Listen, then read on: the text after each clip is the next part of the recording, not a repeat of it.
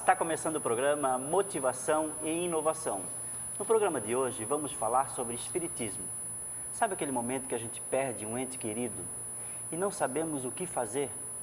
Então, no programa de hoje vamos bater um papo com Rogério Pereira Paiva. Tudo bem, Rogério? Tudo bem. Seja bem-vindo ao programa. Tu é formado em Educação Física e escritor, é isso? Sou formado em Eletrotécnica, pela escola, e sou físico também, formado em Física pela Universidade Federal de Santa Catarina. Ah, legal. Rogério, esse mistério que tem entre o céu e a terra, como é que é isso? Porque as pessoas muito se perguntam, né? Que mistério é esse? Se um dia vai ser revelado, como é que é isso? Mistérios sempre houveram, desde o começo da história da humanidade. Desde a antiguidade, o homem tomava como sobrenatural o trovão, a lua, a chuva, o fogo. Qualquer barulho, ele tinha conta de sobrenatural, então aquilo para ele era um mistério. A partir de que a humanidade foi evoluindo, passamos da infância, à juventude, à maturidade, os segredos, as revelações vieram à tona. E o que era sobrenatural passou a ser coisa corriqueira. Mas mais especificamente, creio que deve estar aludindo à vida após a morte, à sobrevivência do ser além da sepultura. Isso. Devemos salientar duas coisas. Eu não gosto de fazer muitas citações, mas Jesus, em Lucas 8, versículo 16 e 17, nos disse o seguinte: e sempre quando tivermos dúvidas, nós temos que consultar o maior de todos, que foi Jesus de Nazaré, o seu evangelho fala maravilhoso. Ele nos disse que nada que há secreto vai permanecer em secreto. Então quer dizer que um dia vai ser revelado algo. Já foi. Ah, já foi. Ninguém coloca uma lâmpada sobre o velador, embaixo da mesa. A luz tem que ser colocada acima da mesa para que todos, quando entrem no recinto, possam ver a claridade. Ele estava aludindo a claridades espirituais, a claridade em termos de conhecimento. Ora, por um lado, a ciência tem nos revelado muitos enigmas, mas com relação à vida após a morte propriamente dito, houveram dois momentos fundamentais na história da humanidade. O primeiro foi quando Jesus apareceu para Maria Madalena após a sua morte. Infelizmente, as pessoas consideraram isso como um ressuscitar do seu corpo material, quando na realidade ele se semi-materializou. Ele apareceu em espírito, e isso seria a glória para todos nós. Porque Jesus ressuscitado com o corpo material não quer dizer nada para nós. Agora, Jesus aparecer no espírito significa que, se ele tem espírito, eu também tenho, você tem, todo mundo tem. É uma prova, né? É a prova, mas aí tem um porém. O que é que aconteceu? Ele não deixou Maria Madalena tocá-lo, porque ele estava semi-materializado. Só que, infelizmente, foi deturpado, e isso não serviu como prova da vida após a morte.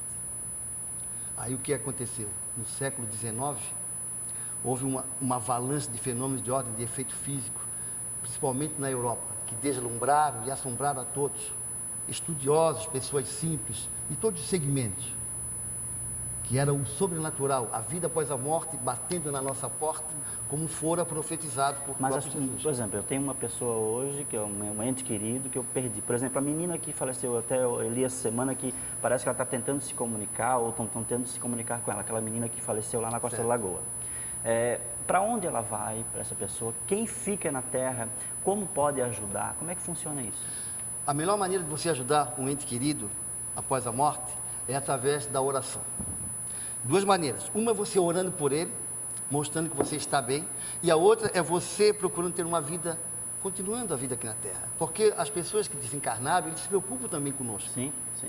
Então, nenhum filho, nenhum pai, nenhuma mãe que esteja desencarnado vai ficar feliz em saber que seus entes queridos aqui na Terra estão desesperados, estão depressivos e deixaram de tocar a sua vida. Então, duas maneiras. Você ora pelaquela criatura, para que ela possa se encaminhar e seguir a vida além do véu, e nós vamos ter uma vida mais correta. Então, aqui. a oração é a oração comunicação perfeita. É o melhor recurso que tem.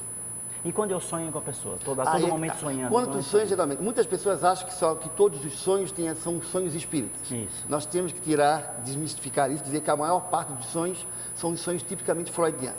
Tem a ver com o inconsciente. Então nada a ver com comunicação. Mas uma parte, aí é que está, uma parte dos sonhos são chamados sonhos espíritas.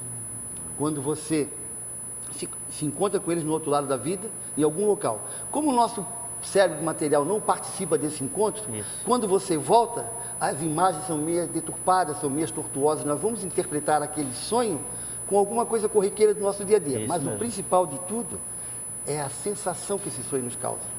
é a inspiração. Isso. O que ele dá no dia a dia. Não sei. É real, né? É Exatamente. muito real, não, Rogério? Sonhei com fulano, Muito sonhei real. com ciclano, Isso. um lugar mais ou menos assim, um assado. Mas a sensação foi boa, a sensação foi ruim. É isso aí. Então os sonhos têm a ver com isso. Uhum. Voltando só que eu gostaria de voltar, se tu me permitisse, aquela parte, como estávamos falando dos segredos, do outro lado da vida, Sim. o chamado milagre. Sim. Aí, o que aconteceu? 18 de abril de 1857, o senhor Hippolyte Denisard Rivail, chamado Allan Kardec, ele matou a morte. Com a publicação do Livro dos Espíritos, ele desmistificou tudo e nos provou com estudos que realmente a vida após a morte continua, respondendo 1018 perguntas que os Espíritos responderam para ele. E isso aí não foi uma coisa aleatória, porque o próprio Jesus tinha ciência desses mistérios e como era difícil.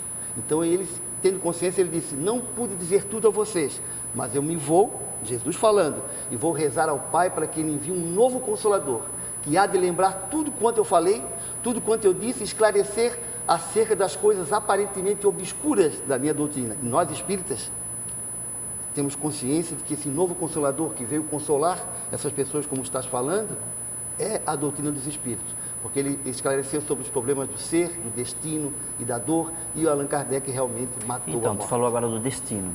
Cada pessoa, ela tem o seu destino, a hora de ir, porque a gente vê muito bem, uma criança nasceu e já morreu, uma criança de 7 anos morreu, aí alguém vive 90 anos, outra pessoa vive 100 anos. Cada um tem um destino para partir? Não necessariamente. Eu sempre brinco com as pessoas e digo, todos nós, antes de reencarnarmos, depois você tem aquele também que tira a vida antes, né? Exatamente.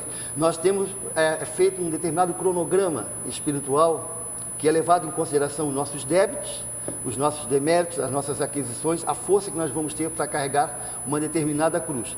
E os mentores fazem esse cronograma, né, respeitando o nosso livre-arbítrio. A não ser aqueles espíritos pouco esclarecidos, no qual a reencarnação é compulsória. Eles são colocados, mas é feito também um certo estudo. Ora, durante uma existência há uma caminhada, sim, onde nós temos a maior das prerrogativas, depois do dom da vida, que é o livre-arbítrio. Todos nós vamos caminhar e vamos se envolver com aquela pessoa, com aquela instituição, vamos ser dependentes químicos, vamos usar drogas, vamos desenvolver talvez pelo mundo do suicídio consciente ou inconsciente. E isso tudo, ele atenua, agrava o nosso cronograma espiritual. Então há pessoas que realmente, nem todo mundo que vem aqui, ele desencarna no tempo prescrito, porque ele pode acelerar ou até pode retardar, dependendo dos seus méritos. Às vezes o plano espiritual vê que as nossas conquistas foram tão grandes, tão maravilhosas, que ele pensa, não, ele iria desencarnar agora com 60 anos, vamos deixá-lo um pouquinho mais 5 ou 10, para que ele possa servir mais a humanidade. Em contrapartida, às vezes a gente acelera tudo isso. Agora, existem aquelas fatalidades, realmente. Sim. Existem aqueles karmas no qual não dependemos de nós. E essa pessoa fica vagando? Depende do caso. Como é que funciona? Depende da situação de cada ser em questão. A tua evolução espiritual é uma, a minha é outra. Depende de eu aceitar a vida além da sepultura. Entendi. E das minhas aquisições. Eu vou ter no além as testemunhas que eu conquistar aqui na Terra. As pessoas de má vida, as pessoas que não se levam pelo caminho certo, elas vão ter no outro lado, as testemunhas delas vão ser espíritos pouco esclarecidos. Então, não é que elas vão vagar, vão para uma instituição, vão para uma organização menos evoluída. Agora, as mais esclarecidas vão para uma instância de luz. Como dizia o espírito Pascal, uma das psicografias do Evangelho, ele dizia o seguinte, é como você vai para uma cidade com uma determinada quantia em dinheiro. Se você tem dinheiro suficiente, você vai para um hotel 5 estrelas. Se você não tem dinheiro, você vai, no final, uma pensão, então fica vagando pela rua. Verdade. O nosso dinheiro, o nosso bônus é o coração, é a caridade. A caridade é a senha, a caridade é o passaporte, é o único que nos conquista para a vida superior. Não é a fé que salva, porque a fé não é a fé que salva. Porque a fé depende de condição de nascimento, da tua cultura, da época, com o meio que você vai estar. Você pode nascer numa cultura que tem a fé ocidental, oriental, sim, você ser doutrinado desde pequena, ter fé, acreditar em alguma coisa. Mas a caridade é algo que vem de dentro. Verdade. Por isso Allan Kardec colocou no Evangelho, segundo o Espiritismo, fora da caridade não há salvação. E isso contrasta com muitos outros segmentos religiosos que acham que a fé é fundamental. A fé é fundamental até um certo ponto, mas a caridade que é a senha, que é o passaporte. Não passa. E eu ouço muitas pessoas falarem, eu não acendo vela em casa porque eu posso atrair espíritos ruins. Tem isso? Depende da intenção. O plano superior, ele não leva em consideração se tu estás acendendo uma vela ou se tu estás orando. É porque faltou luz, aí é uma faltou situação, luz, né? exatamente. Depende da tua intenção. Se você acende uma vela com intenção de atrair as entidades necessitadas, com mau olho para com o teu próximo, para fazer um mal a ele, você vai atender aquelas testemunhas. Claro. Agora, se você abre o evangelho em casa, você acende uma vela, como você falou há pouco da menina, para rezar com um ente querido, Isso. você cria um facho de luz na sua casa. O que acontece com esse facho de luz? Os espíritos atrasados não se aproximam. Porque aquilo ali, ele vai servir como repugnância para eles. Agora, os espíritos necessitados, que vagam, como diz, às vezes pode até ir ali. Sim. Aí o que acontece? Se eu atraio espíritos necessitados através da minha oração, com vela, com a leitura do Evangelho, coisa parecida, eu também vou atrair espíritos de luz. E esses vão pegar esses necessitados e vão levar para uma organização socorrista do além. E, no final das contas, a minha oração fez bem a mim, fez bem àquelas pessoas que eu estava orando e também aos que estão ao redor da minha residência. É isso aí. Vamos falar um pouquinho do teu livro? Vamos falar. Vamos falar, vamos ver. Vamos focar um pouquinho no livro dele, que fala um pouco do teu livro. Como é que é esse livro? Esse livro é um romance de ficção espírita. Não foi psicografado no sentido literal da palavra, Certo. né? Mas que a finalidade dele é colocar os 7 pontos fundamentais da doutrina espírita nesse livro. A história é ficção. Então ali você vai ver vida após a morte, comunicabilidade com os espíritos, reencarnação, lei de causa e efeito, que é o karma, pluralidade dos mundos, que é a vida em outros planetas, evolução e Deus. Esses 7 pontos são os pontos fundamentais da doutrina que permeiam toda a obra. O resto, como nós falamos aí, é ficção, é criação do autor, inspiração, tudo mais. Mas o importante são essas questões propriamente ditas. Bacana. Teu contato para as pessoas que quiserem Se alguém quiser perguntar alguma coisa. Nós temos o nosso e-mail, que é rpaiva@ciasc.gov.br ou então através do telefone 3240-9141. 48 na frente de Isso. Florianópolis, Aí vamos né? poder ceder o livro, responder algumas perguntas e se for o caso, né? É isso. Rogério, quero agradecer a tua presença, foi muito bacana. O tempo é curto, né? Eu sei. Infelizmente, a gente vai marcar outra vez para a gente falar outras Realmente coisas. o tempo é curto e o tema é muito promissor. Muito, muito bom. Mas muito bom. sempre Eu gosto muito de vão falar vir outras sobre pessoas que vão esclarecer melhor do que nós. Sim. Estamos à Ótimo. disposição de quem quiser. Gostei bastante, obrigado. Obrigado. O programa Motivação e Inovação vai parar para um breve intervalo e já voltamos. Se você está pensando em fazer uma festa ou evento, ou casamento, aniversário, ou até mesmo um encontro de sua empresa, não pode deixar de conhecer o novo espaço para festas de Florianópolis. Temos capacidade para 200 pessoas e contamos com estacionamento próprio. Oferecemos um cardápio e serviço de garçons. Agende uma visita e faça de sua festa algo inesquecível.